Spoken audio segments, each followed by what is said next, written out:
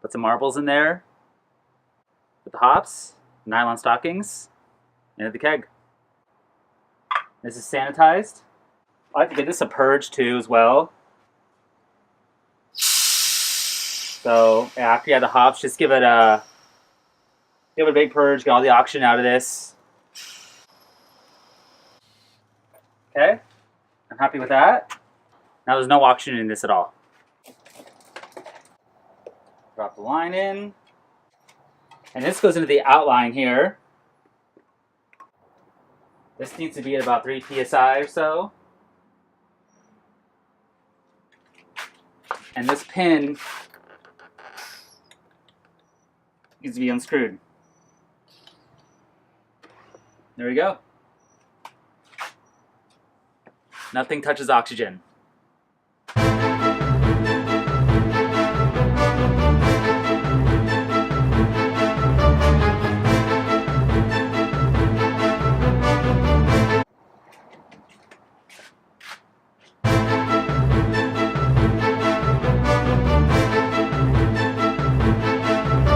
Then more purging afterward.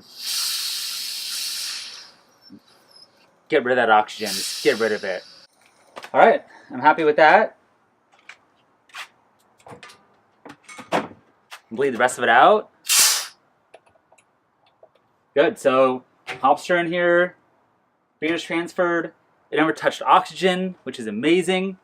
And I'm gonna dry hop this at around 65 degrees Fahrenheit for about 3 or 4 days. And then get it down to 40 degrees Fahrenheit, put about 10 psi on it, and let it carbonate slowly for about 4 or 5 days, and it should be ready to go. IPA with my favorite hop combo. Pull up my notes here for this, the beer. You've got to be fucking kidding me. This is a huge fucking beer.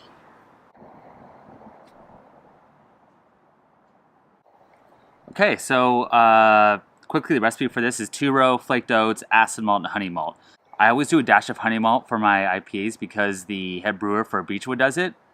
And if it works for him, it works for me. And the hops are Columbus at 60, and then a bunch of Simcoe and Amarillo from here on out. And the yeast I used was US-05. I'll link the recipe below so you can see the full process and what I did and all that. The smell off the bat in this just doesn't smell right. It's sort of stale, and it just smells like rotten hops. I mean, it smelled like this from the moment I kegged it. So this wasn't necessarily like I waited too long to taste this, which I kind of did because today is, I think, July 22nd or 21st.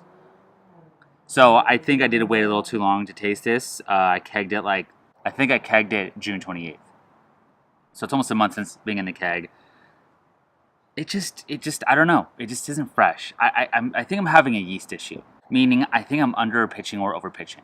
And if you under pitch, you can tend to get diacetyl because it can like just struggle and stress out and not really work and die out. And then you're left with the off flavors where if the yeast stayed in suspension, it could clean up all the diacetyl issues that could arise. So for example, a high flocculating yeast will have a very hard time cleaning up diacetyl because it'll drop down and it won't be able to clean it up.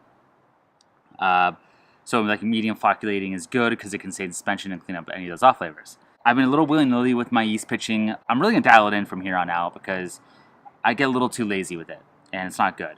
Because I'm so focused on hop and like hop profile or like grain or just the yeast itself. So I'm going to work on that. But there is something in here. It almost has like an oxidized, I call it the moldy sweet carpet thing that my bad IPAs used to get. I haven't had it in a while. It's been a very long time, but this has that in it a little bit. So it's almost like slightly oxidized. It has some diacetyl to it and the smell. There's a little bit of butter in there for sure, which is horribly clashing with hops. Yeah, I think it's a little oxidized on top of some little diacetyl.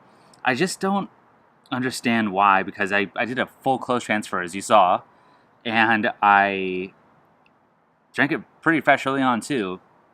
It's possible the hops I used were not the freshest. That is a possibility, and you know, it just created some of those stale flavors, which definitely can happen.